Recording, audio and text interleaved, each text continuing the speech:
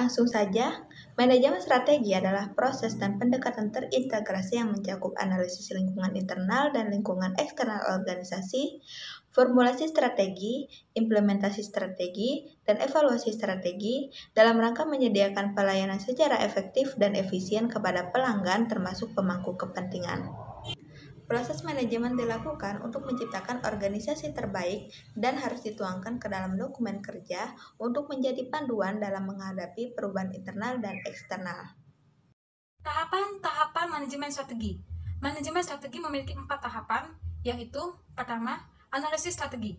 Analisis strategi bertujuan menyediakan informasi tentang kekuatan, kelemahan, peluang, dan ancaman informasi. Kedua, formulasi strategi. Formulasi strategi merupakan proses yang dilakukan untuk menyiapkan rencana strategis yang meliputi tahapan perumusan, penyataan misi dan nilai organisasi, penentuan visi, dan pemilihan strategi untuk mencapai visi. Ketiga, implementasi strategi. Tindakan untuk melaksanakan rencana atau strategi yang telah disusun. Keempat, evaluasi strategi. Tahap atau proses strategi di mana manajemen puncak mencoba menjamin bahwa strategi yang dipilih terlaksana dengan tepat mencapai tujuan perusahaan. Baiklah, di sini saya akan membahaskan tentang jenis strategi. Ada 3 jenis strategi. Yang pertama, jenis strategi umum. Strategi umum adalah keputusan pimpinan yang menentukan ruang lingkup dan arahan keseluruhan organisasi. Strategi umum meliputi alternatif strategi pertumbuhan stabil, strategi pertumbuhan, harvesting strategi, defensive strategi, dan strategi kombinasi. Yang kedua, strategi unit. Strategi unit adalah keputusan pimpinan unit yang menentukan arahan dan pedoman pelaksanaan unit mencapai tujuan. Strategi unit berfokus pada pengembangan strategi di tiap unit organisasi sehingga tiap unit mampu berkompetisi dan berhasil. Yang ketiga, strategi fungsional. Strategi fungsional adalah strategi setiap fungsi organisasi yang meliputi keuangan, produksi, riset, dan pengembangan. Strategi fungsional menjalankan strategi umum dan strategi unit.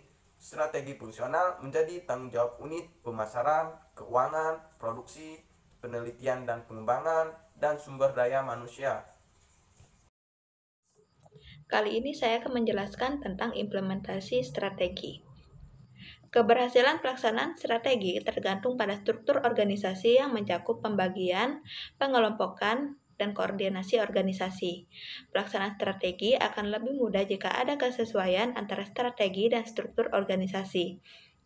Keberhasilan melaksanakan strategi dipengaruhi oleh banyak faktor yaitu struktur organisasi, alokasi sumber daya, integrasi strategi ke dalam nilai, norma, peran, sistem perencanaan, kebijakan, dan kepemimpinan. Setelah strategi terintegrasi ke dalam berbagai faktor organisasi, langkah selanjutnya adalah melembagakan ke dalam budaya organisasi. Budaya organisasi adalah sekumpulan nilai, sikap, kepercayaan, dan norma yang membentuk perilaku dan harapan setiap anggota organisasi.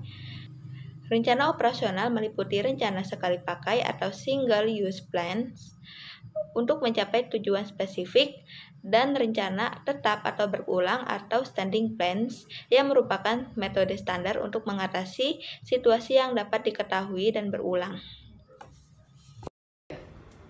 Hambatan. Pelaksana strategi menghadap banyak hambatan yang berasal dari lingkungan internal maupun lingkungan eksternal. Organisasi hambatan di lingkungan eksternal meliputi politik, ekonomi, sosial, dan teknologi. Hambatan lingkungan internal meliputi sumber daya, tenaga, kekuatan, dan budaya, tenaga, peralatan, fasilitas, dan dana selalu terbatas.